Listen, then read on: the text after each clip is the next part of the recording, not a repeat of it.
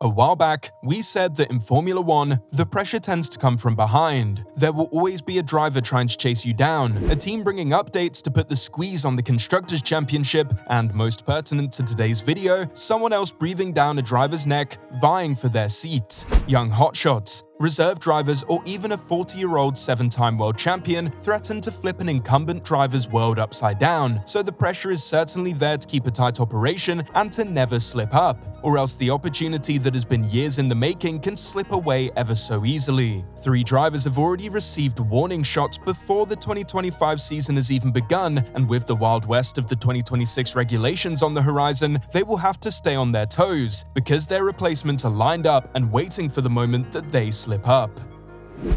Want to know why Liam Lawson has received an early word of warning? It comes from a man with experience, and history has set a precedent that those who don't get up to speed at Red Bull are often left behind. And stick around, because Kimi Antonelli can no longer rest easy after Mercedes have given him one hell of a mountain to climb. So before even getting into preseason testing, Liam Lawson has seen the pressure ramping up at Red Bull. While this is to be expected, after all, the very nature of the team, and that seat in particular, has been a pressure cooker since long before Max Verstappen was at the team, the circumstances surrounding Lawson's ascent to the Red Bull team seems to have intensified proceedings far quicker than we could have expected. The young Kiwi made quite the impression during his 5-race Super Sub stint, and wasn't even that far off the more experienced Yuki Tsunoda throughout the final 6 rounds of 2024. However, the fact that he had such limited running has certainly not made things easy for him. Now cover your ears, Ricciardo fans, because the fact that Lawson has experienced such limited running is solely down to the fact that Christian Horner protected a driver he liked for complete non-sporting reasons. An eco-clouded judgment restricted the amount of running that Lawson had, and he should have been in the seat far sooner. The fact that he wasn't has left him far less prepared than he could be, even compared to if Red Bull had made the smart, but still late decision to promote him in the summer.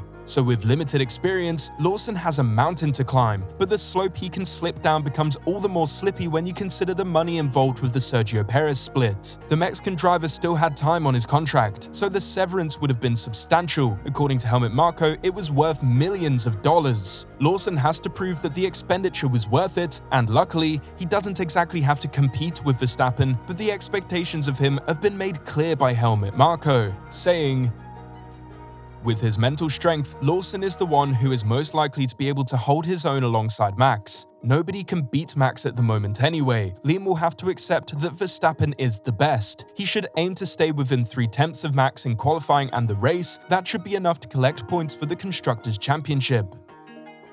So Lawson isn't there to compete in the Drivers' Championship, he is there as a rare bona fide number 2 driver who is there to bolster the efforts of the team in the Constructors, and while that may sound like it should take some pressure off, it certainly hasn't for those before him. Albon, Gasly and Perez, all of whom are good drivers and proven entities at other teams, failed to meet what may seem on the surface as reduced expectations. Sergio Perez gave a premonition in Abu Dhabi about what it would be like as a young driver partnering Max, serving as an early warning to anyone who got the seat over him, with it now serving as an eerie warning to Liam Lawson.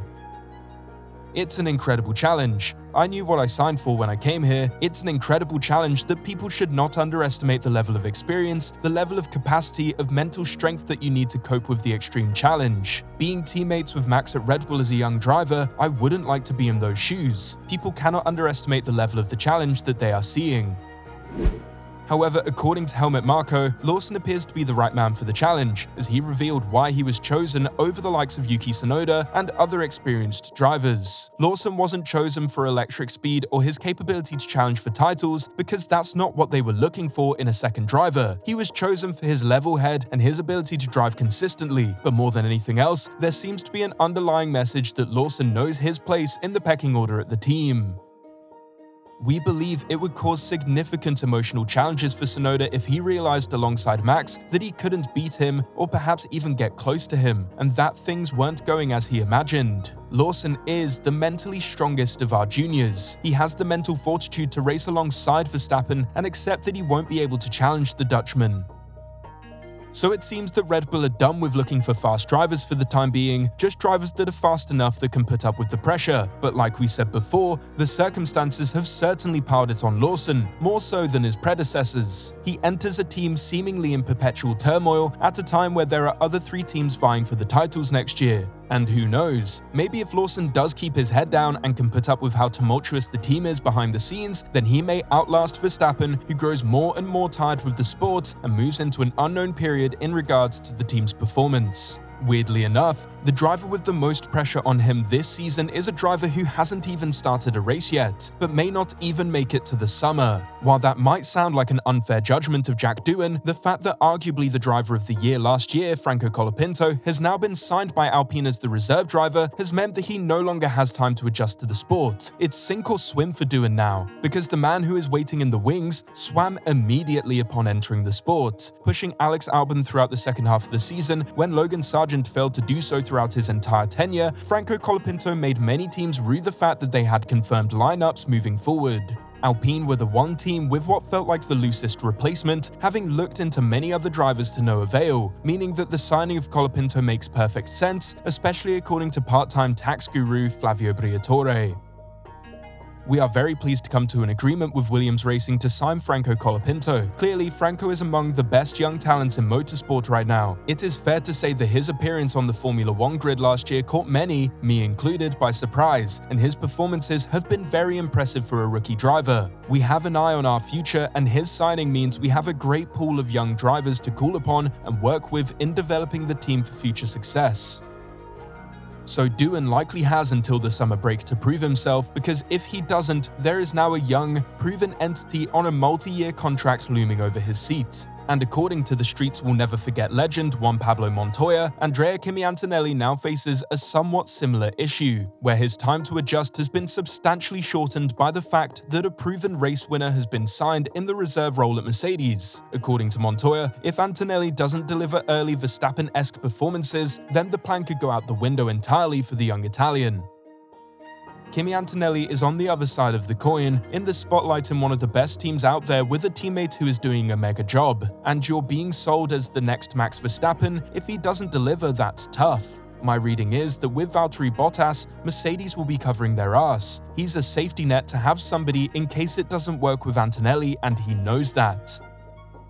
Now, personally, I do not think that this is the case. Antonelli will be given time, and unless he leads the Destructors Championship and falters due to his rushed ascent to Formula 1, we can't see Bottas being promoted as a decision that Mercedes would take lightly at all. Beyond all that, unlike Doohan, he has the favour and backing of the higher-ups at Mercedes, in particular Toto Wolff.